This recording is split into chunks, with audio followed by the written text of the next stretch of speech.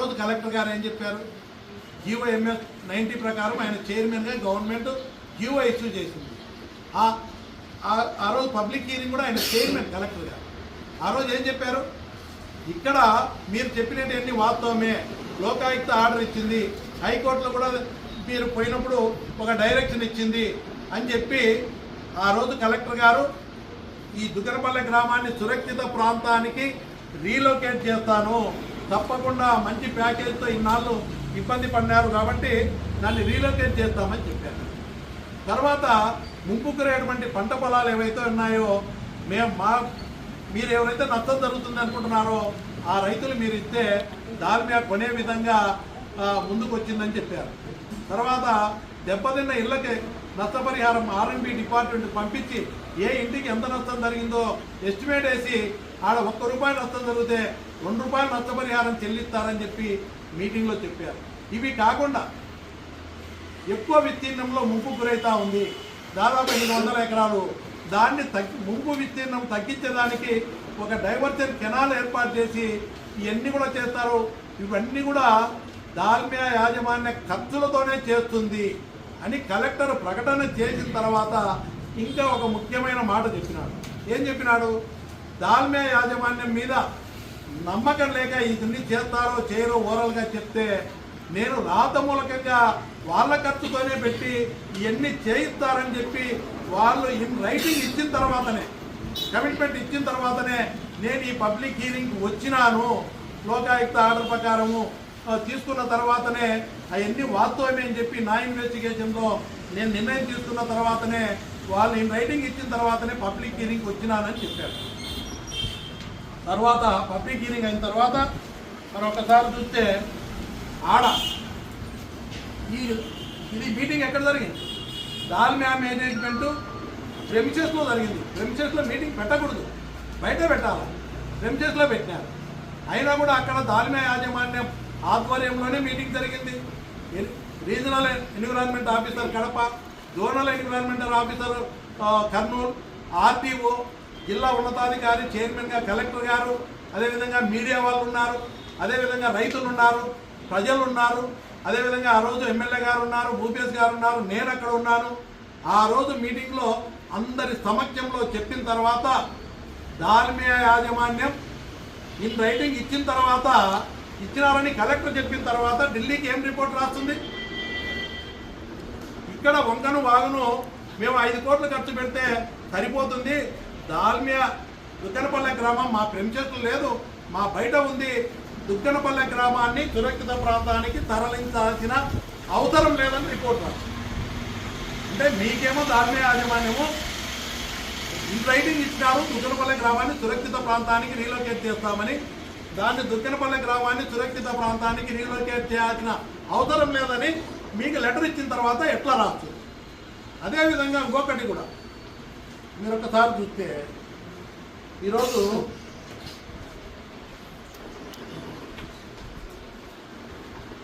ముప్పుకరేటువంటి భూములు అంటే కలెక్టర్ గారు ఏం మాట్లాడతారు?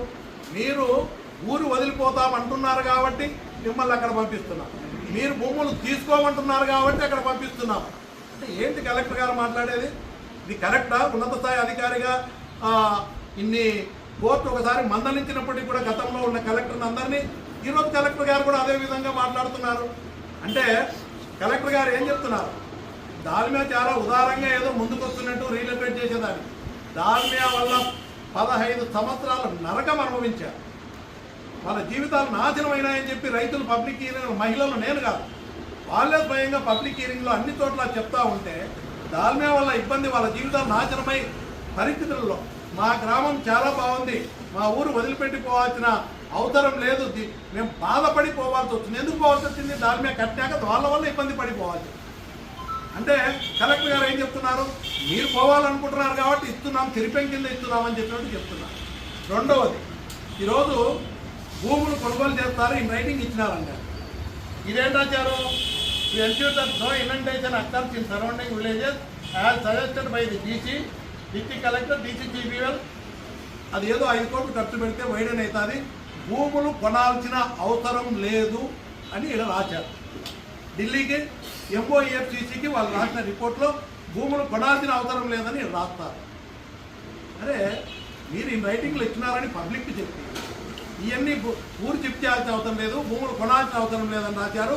భూములు కొన్నికి కానీ ఊరు చిప్ చేసేదానికి కానీ వీళ్ళు రాసిన దాంట్లో ఎక్కడ బడ్జెట్ పెట్టలేదు, డబ్బులే కేటాయించారు. ఎందుకు కేటాయిస్తారు?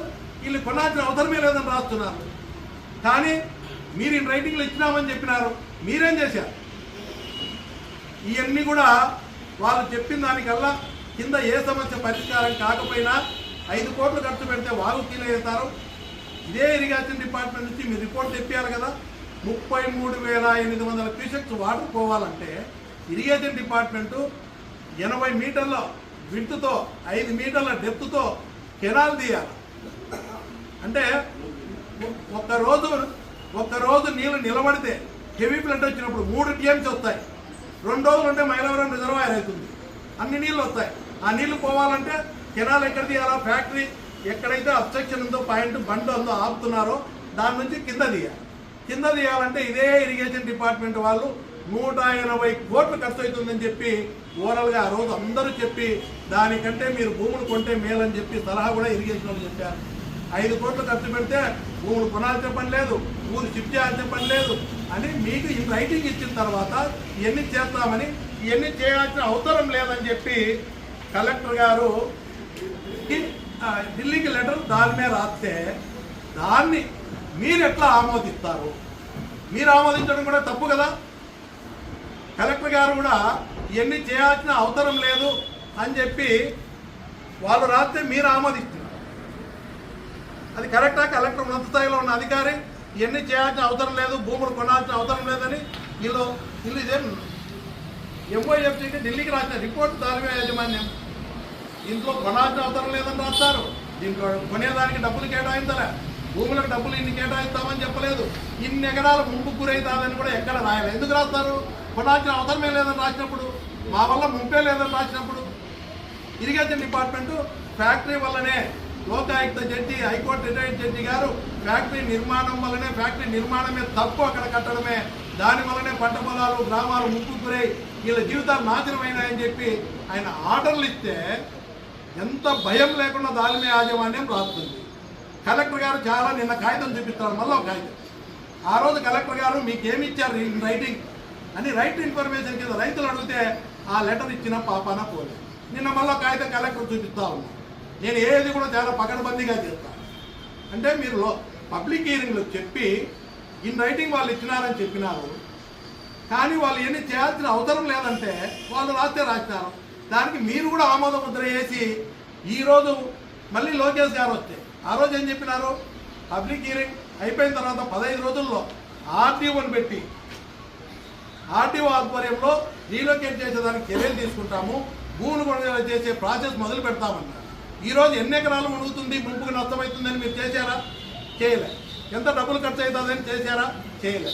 వాళ్ళు తీసుకుంటామని చెప్పట్లేదు, దాని మీద తీసుకోమని ఇచ్చారు, మీకు లెటర్ తీసుకుంటామని ఇచ్చారు. ఢిల్లీకి మేము ఎన్ని తీసుకోవాల్సిన అవసరం లేదు, ఊరు షిఫ్ట్ చేయాల్సిన అవసరం లేదని లేఖ రాస్తే దాన్ని మీరు ఆమోదించి పంపడం కరెక్టా? ఇంకొక విషయం మాట్లాడతారు, రాజకీయ నాయకుల్లాగా మాట్లాడుతున్నారు. నేను ఛాలెంజ్ చేస్తున్నా, 5 కోట్లతో ఈ ఇరిగేషన్ సమస్య పరిష్కారం అవుతుందని మీరు ఇరిగేషన్ నిపుణులను పిలిపించండి. మీరు రండి, ప్రజల సమక్షంలో నవాపేట కానీ, దుగ్గనపల్లె కానీ, అలమంచిపట్నం కానీ, చిన్నకమెల్ల కానీ గ్రామస్తులు ప్రజలందరినీ కూర్చోబెట్టి పబ్లిక్ హియరింగ్లో మీరు ప్రజల సమక్షంలో మీరు అన్ని వాస్తవాలు చెప్పకుండా మళ్ళీ మభ్యపెట్టే విధంగా చేస్తూ ఉన్నారు. ఈరోజు నేను కలెక్టర్ గారిని అడుగుతా ఉన్నా, ఈరోజు ఆయన నిన్న మాట్లాడే ప్రెస్ మీట్లు ఏం మాట్లాడతారు? మేమేదో 30వ తారీఖు పర్మిషన్ వచ్చిందని రాస్తే ప్రజలు ఎవరు ఉండరు, వీళ్ళకు వాళ్ళకేదో మాట్లాడిన మాట ఆయన రాజకీయ నాయకులైన ఇట్లా మాట్లాడు, వాళ్ళకేదో మసాలా ఉండదు, వాళ్ళు మాట్లాడేదానికి మసాలా లేదు కాబట్టి ఏదో అని చాలా వేగంగా రైతుల యొక్క సమస్యలు మమ్మల్ని అందరినీ కూడా హేళన చేసే విధంగా, రైతులను తప్పుదో పట్టించే విధంగా నిన్న రాజకీయ నాయకుల కంటే గొప్పగా మాట్లాడారు. నేను కలెక్టర్ గారికి చెప్తా ఉన్నా, మీకు ఆదినారాయణ రెడ్డికి చెప్తా ఉన్నా, భూపేష్ రెడ్డికి చెప్తా ఉన్నా, ముగ్గురు అందరి సమక్షంలో మనం కూర్చున్నాం. ఒక గ్రామసభ నవాపేటలో, అదేవిధంగా ప్రజలందరూ 4 ఊళ్ళ గ్రామాలను కూర్చోబెట్టి చర్చ చేసి మీరు ప్రజలకు ఏం చెప్పినారు, ఢిల్లీకి ఏం రిపోర్ట్ రాసినారు, ఎందుకు ప్రజలను మోసం చేస్తున్నారు, ఎందుకు రైతులకు అన్యాయం జరిగే విధంగా దాల్మియా యాజమాన్యానికి ఒత్తాసు పలుకుతూ రైతులకు పేదవాడికి అన్యాయం జరిగే విధంగా మీ నిర్ణయాలు ఉన్నాయి తప్ప న్యాయం చేస్తారనే నమ్మకం ఏ రైతు నమ్మట్లే. ఈ మాట మాట్లాడినది నిన్న సార్ 10 లక్షలు. నేను రాజకీయం కోసరం చేస్తున్నానో ప్రజల సమస్యలు పరిష్కారం కావాలని నిజాయితీగా పనిచేస్తున్నామో అక్కడ ప్రజల సమక్షంలోనే అవన్నీ కూడా వాస్తవాలు బయటకు వస్తాయి. మీరు రండి, ధైర్యం ఉంటే చేయండి, మీరు చేస్తే మంచి చేయండి. ఎవరొద్దన్నారు?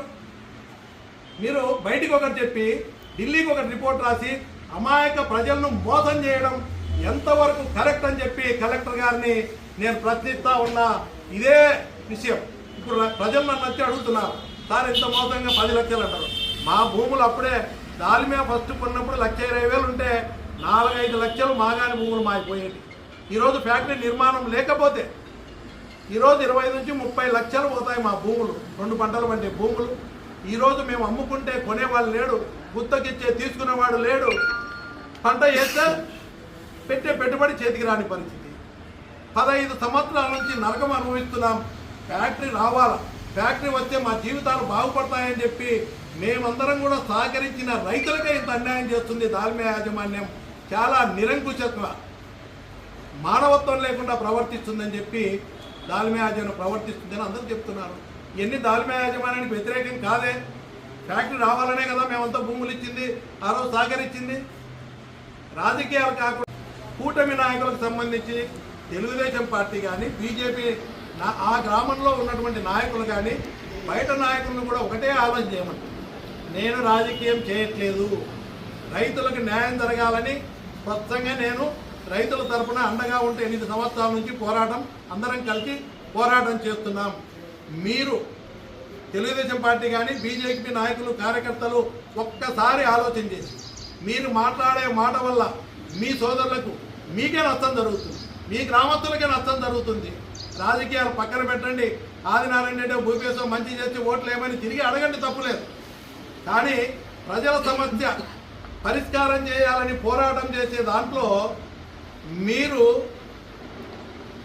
దీన్ని తప్పుదోవ పట్టే విధంగా వాస్తవాలకు విరుద్ధంగా మీ గ్రామస్తులకు మీకే అన్యాయం జరిగే విధంగా మాట్లాడడం కరెక్ట్ కాదు. మీరు రాజకీయాలు కావాలంటే నన్నైనా విమర్శించండి, ఎవరైనా విమర్శించండి. నేను కూడా చెప్తున్నా, ఢిల్లీకి మినిట్స్లో మీరు చెప్పిన దాంట్లో దాల్మియా రాసిచ్చిన లెటర్ ఇట్లా రాసిచ్చిందని మినిట్స్లో ఎందుకు పొందుపరచలేదు? రైతులు ఎన్నిసార్లు లెటర్ పెట్టినా ఏం లెటర్ మీకు రాసిచ్చిందని రైట్ టు ఇన్ఫర్మేషన్ అడిగితే మీరు ఎందుకు ఇవ్వట్లేదు? మినిట్స్లో పెట్టాలి కదా. ఎంఓఎఫ్సిసికి ఢిల్లీకి ఇట్లా పంట పొలాలు మునుగుతున్నాయి, గ్రామాలు మునుగుతున్నాయి అని ఎందుకు రిపోర్ట్ రాయట్లేదు?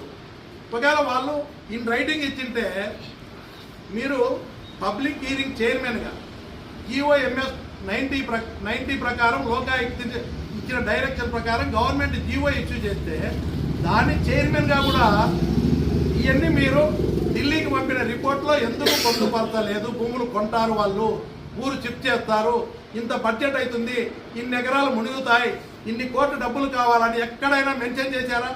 దాల్మియా చేయలేదు, మీరు చేయలేదు. ఇది మోసం చేయడం కాదా రైతులను?